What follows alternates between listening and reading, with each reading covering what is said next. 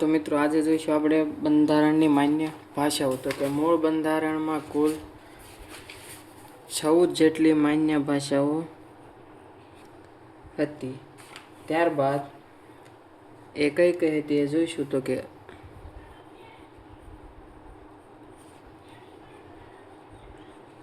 અસમિયા, બંગલા,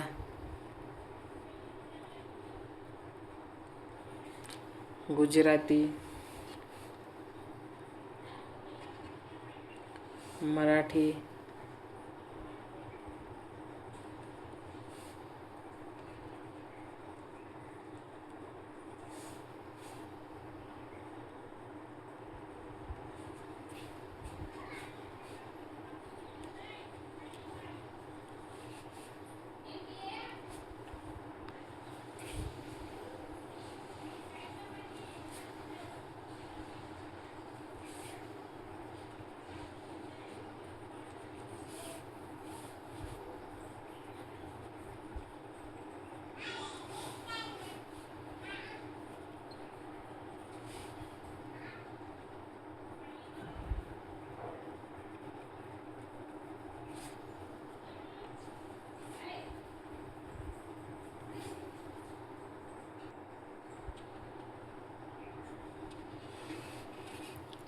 ત્યારબાદ જોઈશું 15મી ભાષા. તો કે 15મી ભાષા તરીકે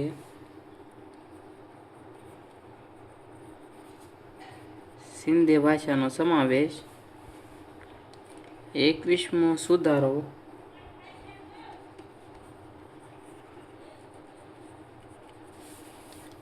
1967માં કરીને 15મી ભાષા તરીકે સિંધી ભાષાને ઉમેરવામાં આવી.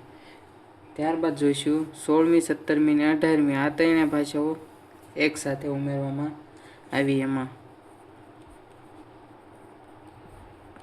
કોંકણી, મણિપુરી અને આ નેપાળી 3 ભાષાઓ ઉમેરવામાં આવી. એ આવી 71મો બંધારણીય સુધારો 1992માં. આ ત્રણેય ભાષા યાદ રાખવાની. તો કે કોમન, આ એનું યાદ રાખવાનું સૂત્ર છે. ત્યારબાદની ભાષાઓ તો કે 19, 20, 21 અને 22 એ ચારે ભાષાઓ એક સાથે ઉમેરવામાં આવી. એ કઈ હતી? તો કે પહેલી હતી બોડો, પછી બીજી હતી ડોંગરી, મૈથિલી અને સંથાલી. આ ચારે ભાષાઓ 92મો બંધારણીય સુધારો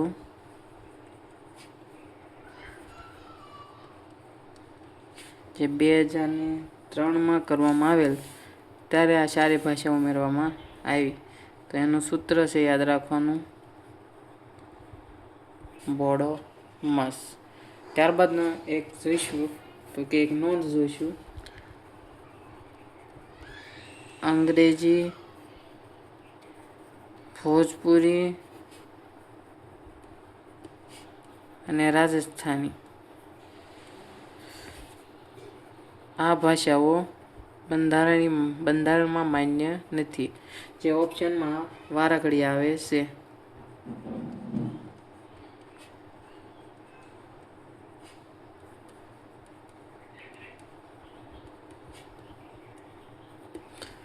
નથી. તો આપણે એક રિવિઝન કરી નાખીએ પહેલેથી. તો કે બંધારણની માન્ય ભાષાઓ. તો કે મૂળ બંધારણમાં 14 ભાષાઓ હતી. તે અસમિયા, જે આ 14 તો કે અસમિયા, બંગલા, ગુજરાતી, મરાઠી, તમિલ, તેલુગુ, ઉડિયા, કન્નડ, કાશ્મીરી, પંજાબી, સંસ્કૃત, ઉર્દુ, મલયાલમ અને હિન્દી આ 14 ભાષાઓ હતી. ત્યારબાદ 15મી ભાષા તરીકે આપણે સિંધી ભાષાને 21મો બંધારણીય સુધારો 1967માં કરી અને સિંધી ભાષા ઉમેરી.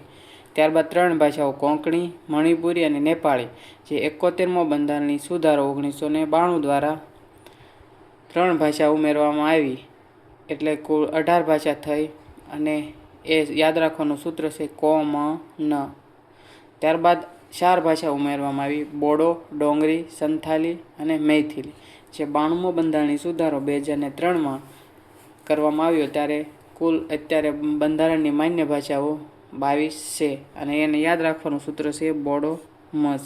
વારંવાર પૂછાય ત્યારે પ્રશ્નમાં આ 3 ભાષાઓ ઓપ્શનમાં હોય છે: અંગ્રેજી, ભોજપુરી અને રાજસ્થાની, જે એકેય આપણી બંધારણની માન્ય ભાષાઓ નથી.